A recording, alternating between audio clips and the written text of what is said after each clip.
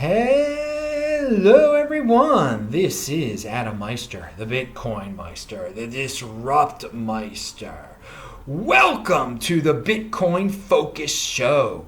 Today is September the 5th, 2019. Strong hand. Bitcoin is the next Bitcoin. Long-term thinking. All right, Tuur Demeester, you're going to get a 12-minute hit at Tuur Demeester now. He definitely had some long-term thinking in this one. Enjoy it, people. See ya. I'm a cryptocurrency maximalist, right? Because I think cryptocurrency, really, the promise of cryptocurrency is an internet of property where not only do you have money and cash and digital cash, all those kind of things, but then also layers of financial products built on top of it, prediction markets, derivatives, bonds, all kinds of things built on top of it. And so in order to be able to build that, you need a secure base. And I think that Bitcoin could be that. And because this secure base is so important, and because of all these network effects, I really do think that we will have one dominant cryptocurrency that is going to be the basis. And then, of course, there'll be other ones that fill certain niches and that are maybe more like the intranets of today's internet. Like there's other types of networks, but that are much smaller. And is Ripple, should that really even be listed on there? I mean, what do you think about? It depends what you define as a cryptocurrency. I imagine Ripple is using some cryptography. Is it a blockchain? Not really. It's if you want to know what Ripple was going to be, you should look at Stellar. Like that is that's the project that came from when the founder left Ripple, the inventor of the Ripple protocol. When he left Ripple, he took the open source code and built Stellar. But even back in the day, it wasn't really a blockchain. I think it's an interesting fintech story. There could be something there. It could be valuable. It could kind of ride this same wave, but it's definitely not a competitor to Bitcoin. It's if anything, it's almost the opposite. It's like KYC coin.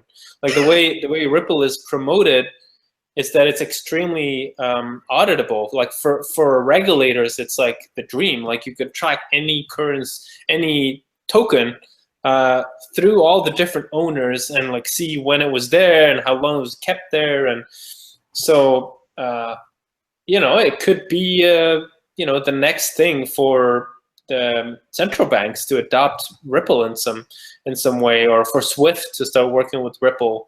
So I think it's interesting, but like for totally different reasons than Bitcoin.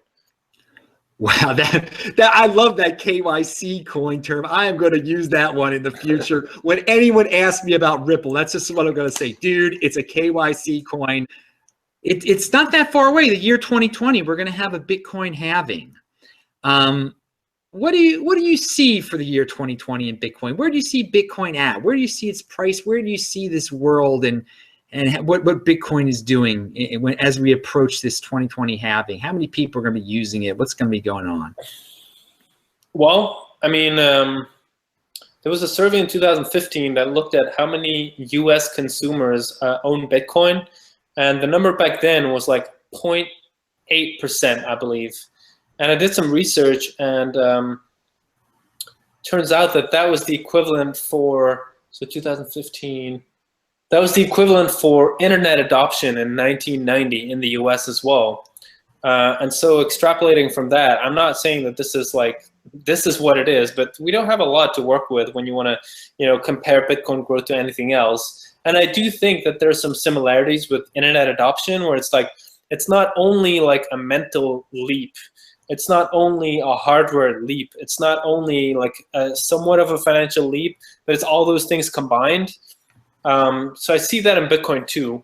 So extrapolating from that 0.8% in 2015 to 2020, it's possible that 2020 is going to be like the Windows 95 moment. That could happen, and that we actually see this breakthrough start of generalized adoption of Bitcoin. Once all these problems with scalability are ironed out, and we have like very performant Lightning networks out there, and just a very diversified exchange system in several countries accepting Bitcoin for tax purposes, and maybe also Bitcoin serving as a reserve asset for some smaller central banks. You know, I think that is not unthinkable at all. So do you have a price prediction or a desire where you'd like to see it in 2020 exactly?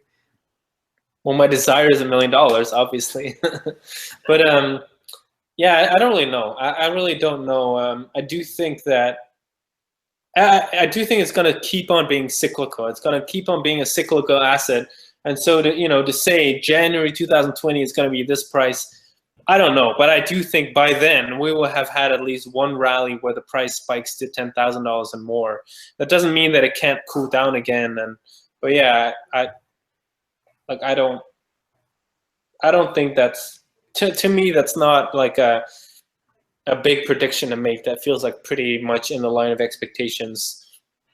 You know, I do hear it. For me, it's still an amazing number, $10,000. I still think it's, you know, you hear all these people who just want to have articles written about them that say $500,000. It seems like a lot. There are a few logical people, quite a few logical people out there like yourself who do say, yeah, 10,000 for 2020.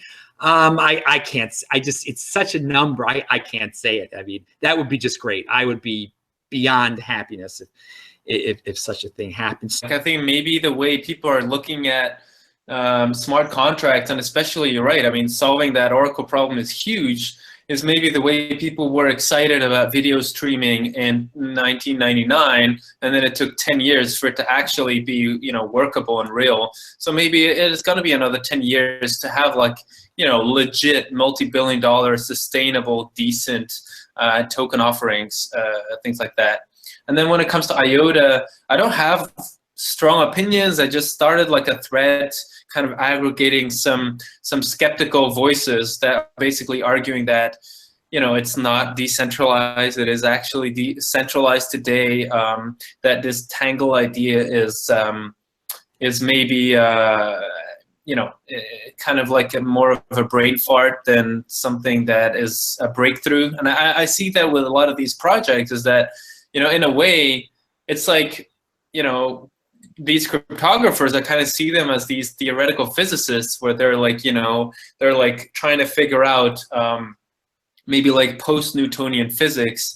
And then there's this 25-year-old who comes like from nowhere, who's totally not connected to this community that are trying to solve these really hard problems. And he's saying he came up with this total breakthrough, or he's promising to, it's actually, you know, even worse. Like he's saying, I'm going to produce this breakthrough, give me money now.